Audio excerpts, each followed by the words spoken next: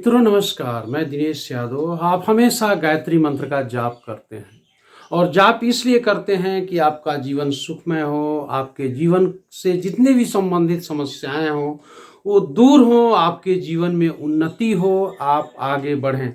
और ये सच भी है कि गायत्री मंत्र का जाप करने वाला व्यक्ति अपने जीवन में तेजी के साथ आगे बढ़ता है, बौद्धिक क्षमताओं को प्राप्त करता है और उन सारे चीजों पर विजय पाता है जिसे उसकी चाहत होती है, बशर्ते गायत्री माता के प्रति उसका समर्पण का भाव निरंतर बना रहे और पवित्र मन से हमेशा गायत्री मंत्र का जाप करता रहे। क्या आपने कभी सोचा है कि हम गायत्री मंत्र जो जपते हैं उसके रचयिता कौन है?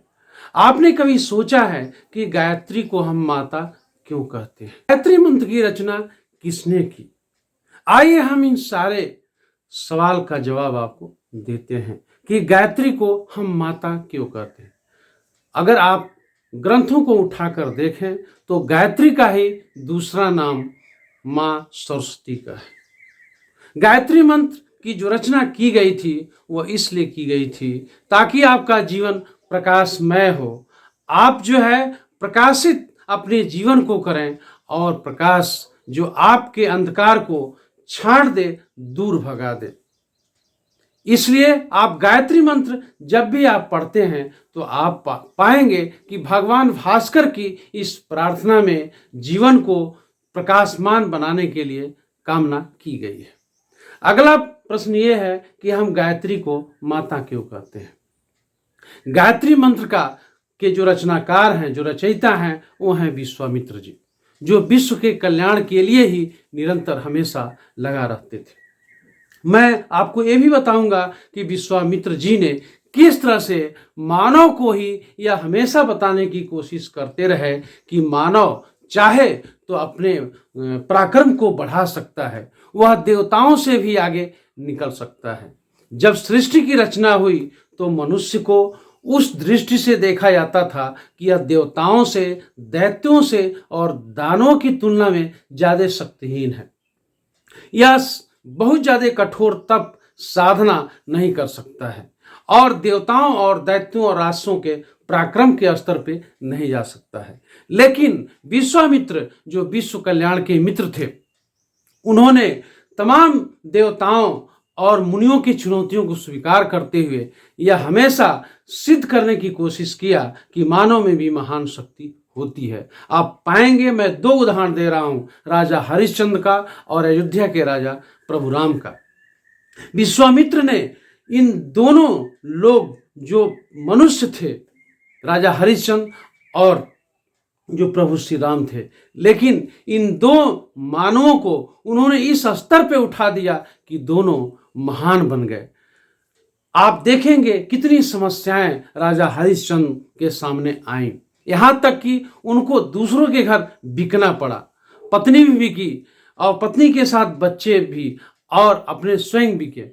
लेकिन किन कठिनाइयों का सामना करते हुए उन्होंने यह सिद्ध कर दिया दृढ़ इच्छा से और कभी झुका नहीं, चाहे उनके सामने स्वयं बेटे का शव पड़ा हो और चाहे अपनी पत्नी से ही कर मांगना हो। उन्होंने कभी नरमी नहीं दिखाई और अपने धर्म को सिद्ध करके दिखाया कि किस तरह से एक मानव महान बन सकता है।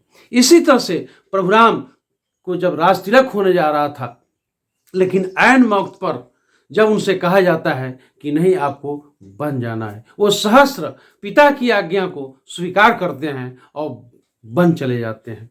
किस तरह से वो जंगल जंगल भटकते हुए और माता सीता के हरण के बाद का जो संघर्ष है उनके पूरे जीवन का आप देख सकते हैं। तो विश्वामित्र जी ने करके दिखाया कि मानव भी चाहे तो अपना इच्छा शक्ति से वह देवताओं से आगे निकल सकता है।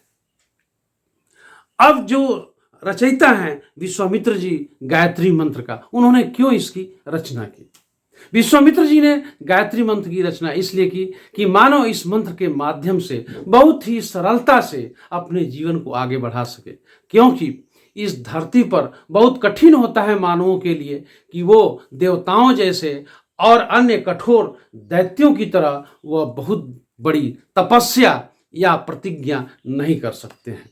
लेकिन विश्वामित्र जी ने एक ऐसा मंत्र दिया, गायत्री मंत्र, जिसके माध्यम से वो जाप करके उन्नति को प्राप्त कर सकता है, ईश्वर के समीप जा सकता है। अब बात आती है कि गायत्री को माता क्यों कहा जाता है। माता, आपको बता दें कि उसका हृदय ऐसा होता है कि अपने बच्चे को हमेशा माँ आगे बढ़ाना चाहती है। माँ कभी नहीं चाहती कि उसका बच्चा संकट में पड़े, दुख में पड़े, हमेशा अपने बालक के लिए वो ध्यान रखती है। तो उन्होंने गायत्री मंत्र की रचना की ताकि जो माँ गायत्री हैं, जिस उनके बालक को जिस बात की आवश्यकता हो, जिससे वो पाना चाहता हो, यदि वो तन मन ध्यान से अगर वो उसको जपे और वो जो चाहे, माँ उसकी अंगुली पकड़ करके पिता से कहे कि हे परमपिता परमेश्वर, आप हमारे बालक को वह मनवांछित फल दीजिए जो ये चाहता है, जीवन में आगे बढ़ना चाहता है।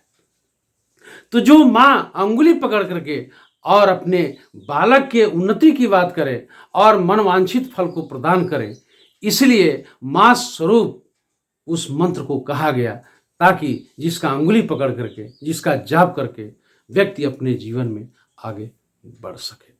तो आप पाएंगे जो भी गायत्री साधक होता है, बहुत ही वह पेशेंस रखता है, धैर्य रखता है और बहुत ही शालीनता के साथ वो हर बात को जो अच्छी बातें होती हैं उसको वो स्वीकार करता है। उसके मन में किसी के प्रति ईर्ष्या का भाव नहीं होता और किसी को वो कष्ट पहुंचाना नहीं चाहता, बल्कि ममत्व का भाव धीरे धीरे उसके भीतर भी आना शुरू हो जाता है और वो लोक कल्याण की बात करते हुए स्वयं के आगे बढ़ने के लिए भी कामना करता है। इसी के साथ हम अपनी बात को यहीं समाप्त करते हैं। फिर आपसे मिलेंगे। नमस्कार।